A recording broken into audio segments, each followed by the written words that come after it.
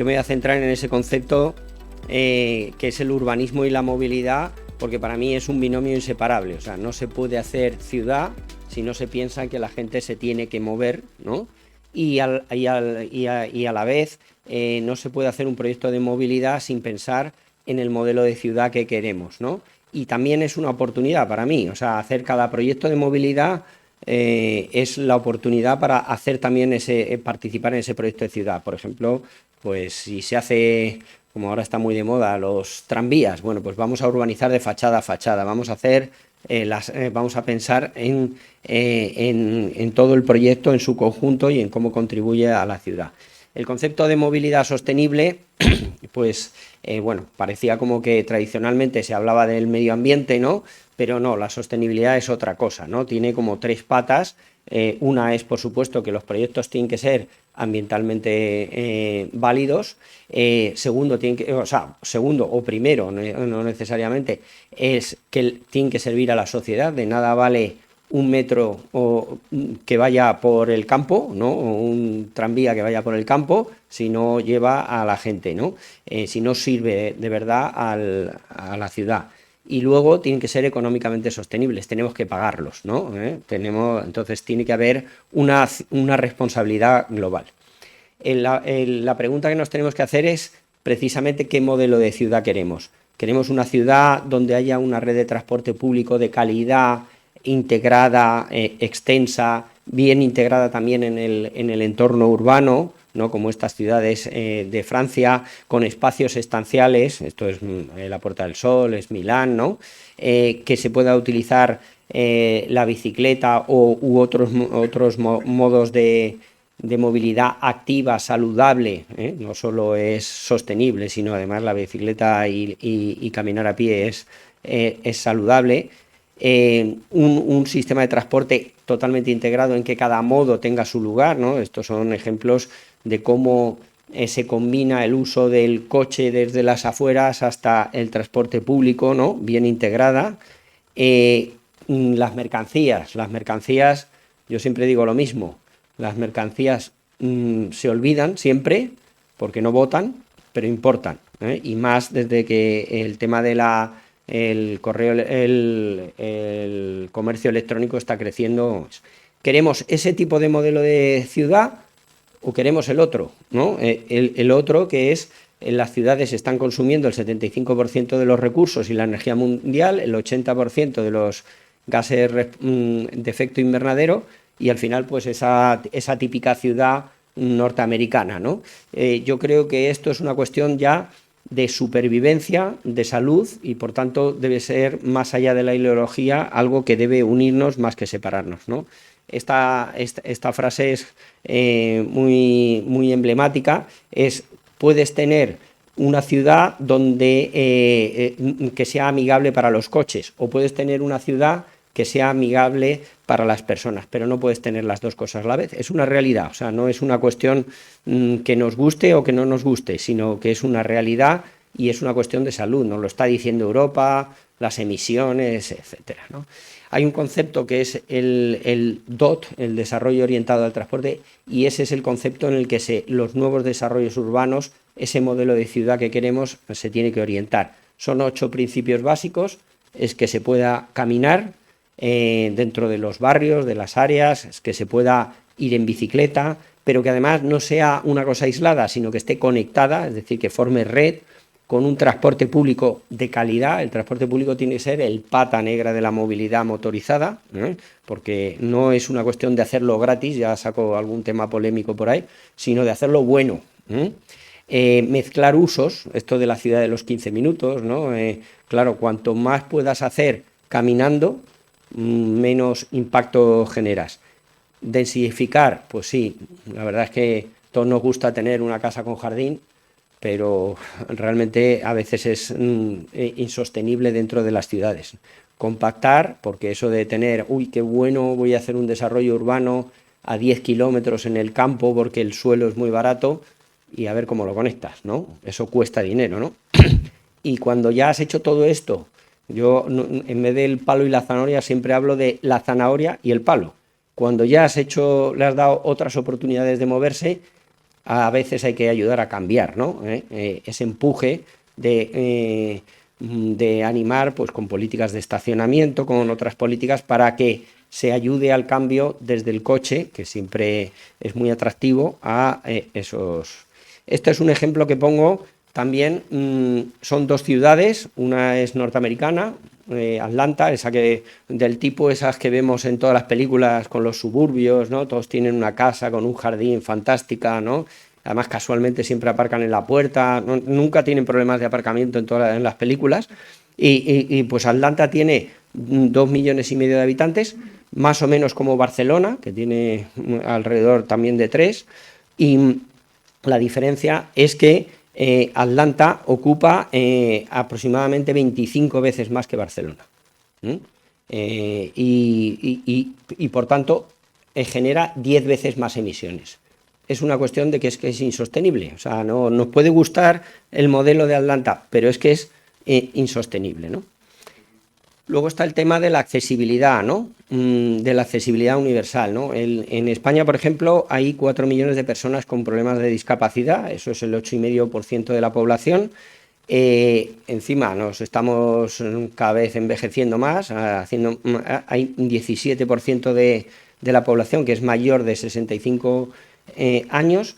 Luego hay otras personas, pues que, bueno, pues lesionados temporales, mujeres embarazadas, o sea, otro 14% de personas que tienen problemas de movilidad o una reducción, es decir, un 40%.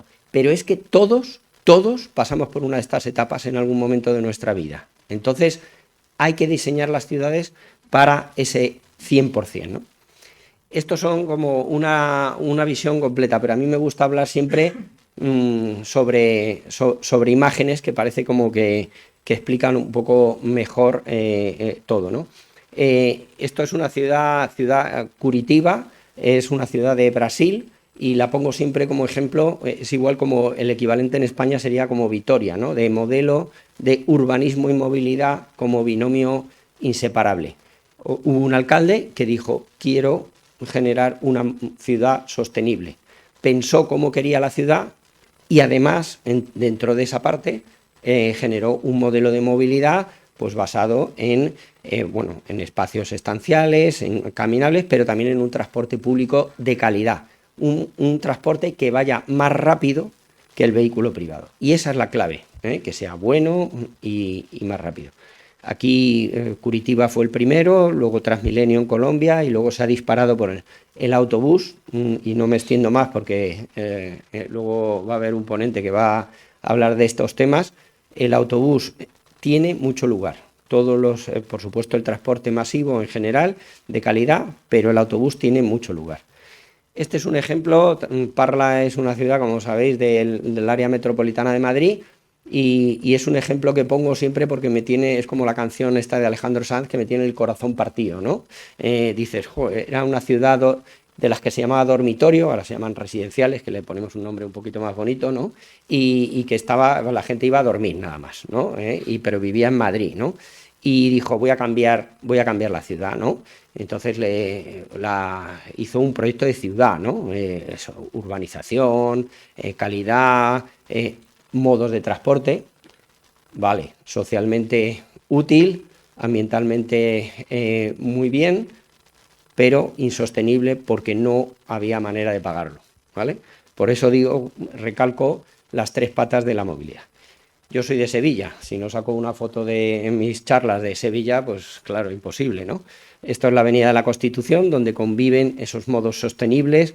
Caminamos, vamos en bicicleta, hasta nos montamos en el tranvía y ya la dejamos a los turistas lo del coche de caballos, ¿no? Pero bueno, ahí está. Y no siempre fue así.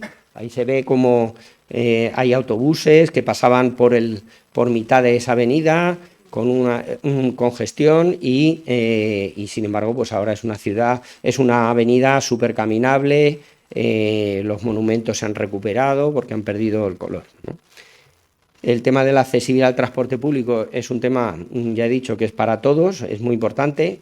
Hay una accesibilidad de 4 niveles, o sea, la primera es que puedas montarte en el autobús, pero también tienes que llegar, ¿no? O sea, hay que llegar a la parada, o sea, por eso hay que hacer un concepto de movilidad amplia, ¿no? En eso. También tienes que saber que existe, o sea, porque es que si llegas a las ciudades y solo lo saben, las líneas solo se las saben los usuarios habituales, pues quiere decir que algo no está siendo accesible. Por supuesto, tienes que poder pagarlo, ¿no? La integración, bueno, la integración seguro que del transporte también va a hablar el ponente siguiente, pero es que es muy importante, o sea, que al final pues los modos sean complementarios. Yo me gusta ir también a las pequeñas cosas, o sea, Burdeos es una ciudad que es famosa por su tranvía sin catenaria y eso, pues no voy a hablar de ese tranvía, ¿no? Voy a hablar de esas pequeñas cosas. La caminabilidad se consigue con la mejora del alumbrado, con esa accesibilidad con rebajes de acera, quitar el estacionamiento ilegal, eliminar obstáculos, pequeñas cosas. Y sobre esto voy a recalcar algunas cosas.